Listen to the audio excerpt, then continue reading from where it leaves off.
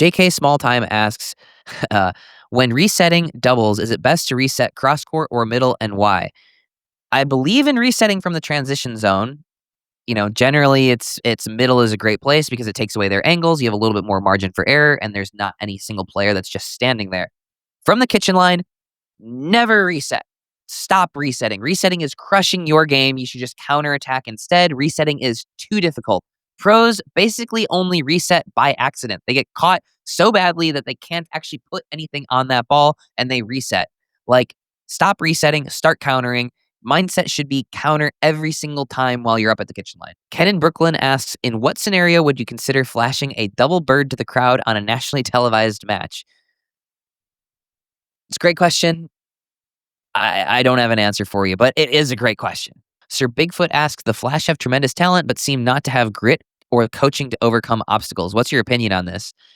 I think that's kind of a clown take, Sir Bigfoot, because they won the MLP last year, right? They came back from down a match to us, and they came back and beat us in a Dream Breaker. We had never lost a Dream Breaker at that point, and then beat us in game 3. They had an incredible season. They won the midseason tournament. They made a enormous blunder, but I don't think that's because of their lack of grit. That's for sure. Katrina asks, how do you think ALW and Alshon would fare on the same MLP team and as mixed partners? I think they would do really well. Obviously Christian is one of the best male mixed players, and Annalie is definitely the best female mixed player. Obviously they would do well. I would guess they would most definitely be the favorites in any tournament that they play together. Trip Rogers asks, why hasn't Proton moved forward with any more nanotech paddles? The technology looks promising.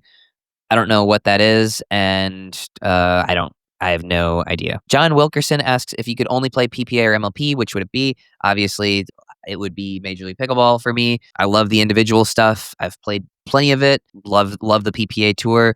I just think that there's something special about the energy and the team-based format. I've always liked team-based stuff, back to college tennis, back to high school tennis.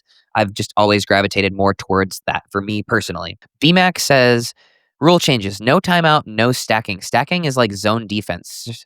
Also said something about serving. No, that's garbage. Stacking is interesting. Stacking, like unwinding the stack particularly. That's strategy. You can't get away. It's strategy. You can't do away with that, I don't think. Yeah, big disagree there. Stevie B asks, need a new paddle. Currently use a Selkirk Control. Any recommendations? Yeah, I've got recommendations. They're biased. Full disclosure, obviously, I am sponsored with ProXR, and I am going to try and sell you on a ProXR paddle. We have the new Jolt line coming out on August 22nd, and they are really, really good. They are slightly softer than some of the more power paddles on the market, but it really feels to me like the ball is staying on the face of the paddle, and the spin is just, I think, unmatched. I love the paddle that I play with. Yes, I am sponsored with them, but I helped to design this paddle. I'm in every product development meeting with them pretty much on a weekly basis. I think we really hit it out of the park with the new Jolt launch that's coming out on August 22nd. Neon Wiffle asks, emotional balance is key to winning on the court. Lose this and lose the game. Agree or disagree?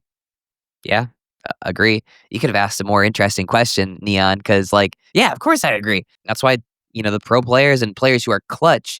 Here's the secret about players that are clutch. Players that are clutch don't do anything different at the big points. They know their own patterns and they know their their shots so well, and they're so confident in them that they play the exact same way. They don't try and be too aggressive. They don't try and be too passive. Clutch players are the ones that can perform the exact same when pressure hits. Mark Metz asks, at what point is the competitive spirit overkill? In my opinion, energy and emotion carries MLP. You're asking probably the wrong person. I think that there should be borderline no limits, because even if somebody does something ridiculous, it is entertaining, and I think that's what we need in this sport right now in order to continue to grow it and to continue to grow it past the core audience. Brad Shonk asks, hey, what's up, Brad? Can MLP get a replay system for this weekend in New York City? Let's hope so, Brad. That's it.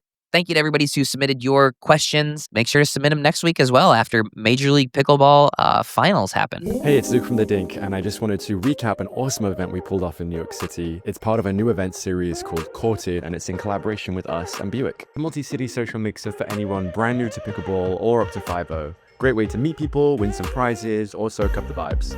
We had Riley Newman on the court doing exhibitions and taking on attendees, plus Brooklyn Pickleball team rolled out with merch and their minor league squad.